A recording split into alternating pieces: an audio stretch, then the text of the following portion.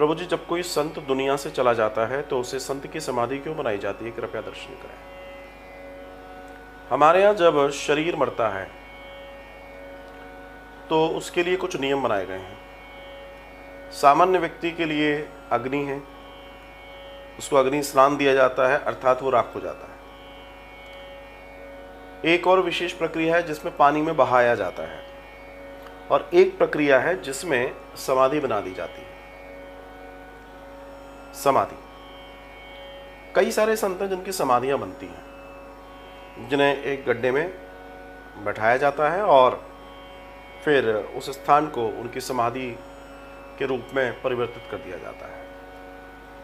संत जिस दिव्य स्तर पे जा रहा है वो एक समय पे जाके देह जरूर मनुष्य की होती है, लेकिन वो देवता हो जाता है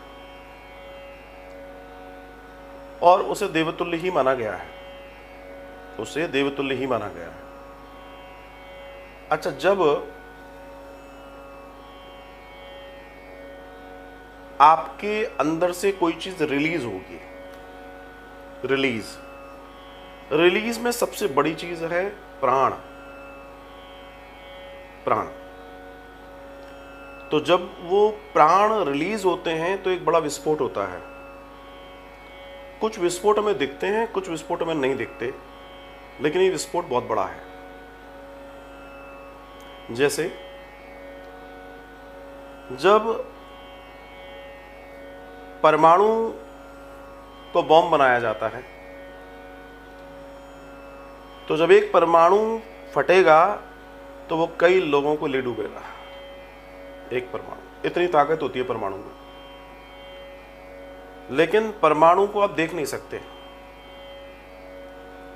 एक परमाणु नहीं दिखेगा, लेकिन 1,00,000 परमाणु अगर एक के ऊपर एक रख दिए जाएं तो हमारे सर का जो बाल है वो फिर भी थोड़ा मोटा है।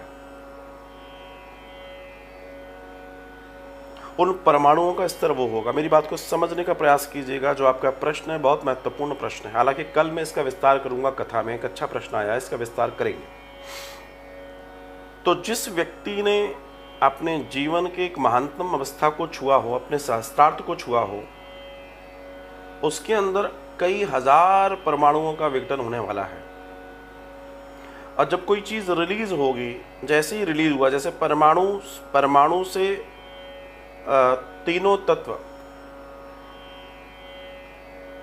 इलेक्ट्रॉन, प्रोटॉन, न्यूट्रॉन, ये जैसे ही अलग होते हैं वो विस्फोट कर जाता है।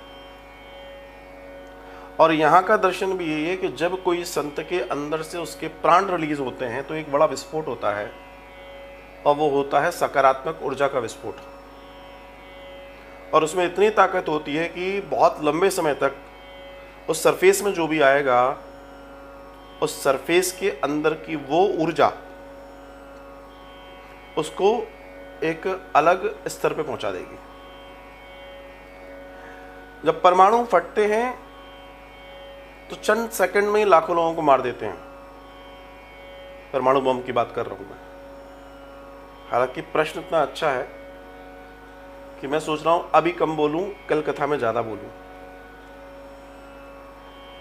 तो उस ऊर्जा जो एक संत गए हैं, उनकी जो रिलीज हुई ऊर्जा है, जिसमें अनंत ऐश्वर्य और ओज छुपा हुआ है, जब आप उस समाधि, उस चबूतरे या उस स्तर पे जाते हैं तो वो ऊर्जा यथावत रहती है, क्योंकि वो अपने स्थान को नहीं छोड़ती।